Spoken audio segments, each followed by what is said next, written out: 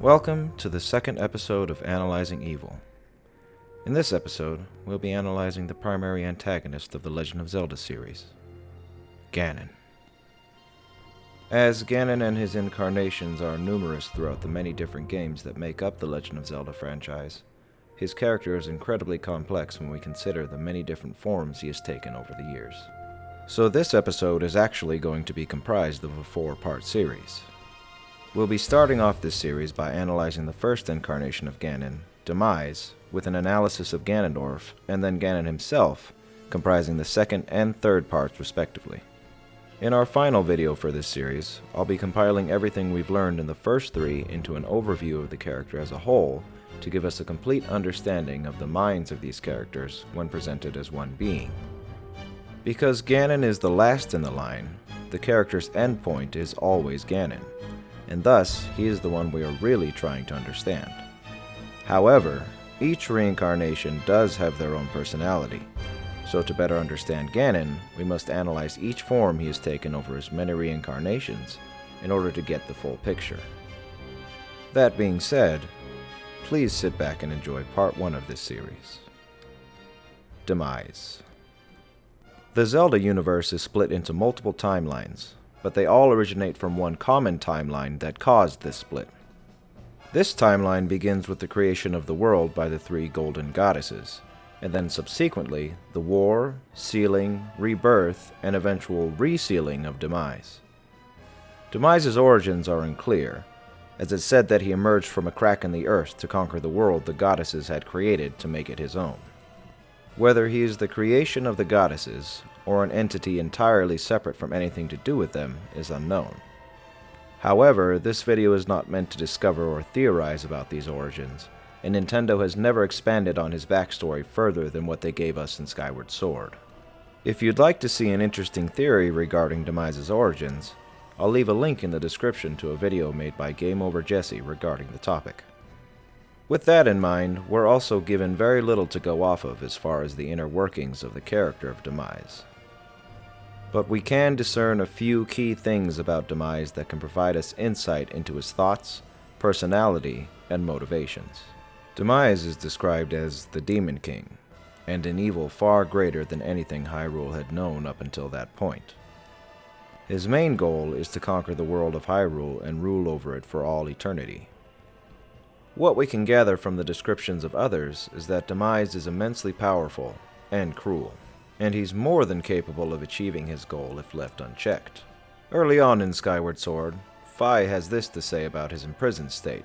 Stripped of his true physical form by the seal that binds him, he takes the shape of an abomination.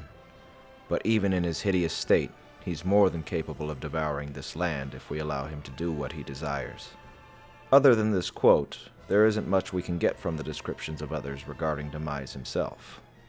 Yes, he's evil and powerful and cruel, but other than that, we don't really get much information about his character until we get to the end of the game, where he's resurrected. Once Demise has taken on his true form, he's given several lines of dialogue. Now, admittedly, there isn't too much to go off of here either, but we can make some basic conjecture based off of these lines. When Demise is speaking to Link, he talks about 2 main things. The first is his hate for the gods. Of course he hates them for defying his will and sealing him away, but it's unknown why he hated them in the first place. A hate he harbored that was strong enough for him to try and take the land and power they created by force. But this is definitely a central characteristic of his. In his last 2 lines of dialogue before his quote-unquote death, he explains to Link that his hate will never perish and will follow his descendants, dooming them to a blood-soaked sea of darkness for all time. The second main characteristic of Demise is his desire for domination. There are many reasons someone would want to do this, but I think it's safe to say that his desire for domination may have been born out of his jealousy of the gods and the power they hold in the Triforce. This jealousy could also be where his hate originated as well. In the next entries in this series, we'll also get to see this jealousy throughout his reincarnations. Another indicator of this jealousy is his desire for vengeance towards the very people who tried to stop him from taking ultimate power. Jealousy could be thought of as a sister emotion to vengeance. To be jealous is to covet what is not yours, and vengeance itself is often born in jealousy. The only other thing that could be said about Demise is that he is also incredibly confident and sure of himself. Confident enough to challenge Link to a one-on-one fight that ultimately leads to his downfall. Unfortunately, this is really all we have to go off of for the character of Demise, but it does provide us with a basic understanding of what he's about. His actions and motivations are derived from immense hatred, a hate brought forth from his own desire to own and control a power that's not his own, and the will to dominate all that he sees before him. A will so strong that it makes him capable of reincarnating himself over and over again for all eternity.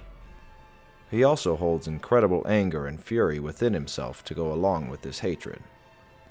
His jealousy of and hate for the gods is the key to understanding his motivations. For without either of these, he simply wouldn't be who he is. This sets a perfect foundation for our next entry in this series, the King of Evil himself, Ganondorf. What are your thoughts on Demise? Leave a comment down below and let me know. Thanks for watching, and I'll be seeing you soon.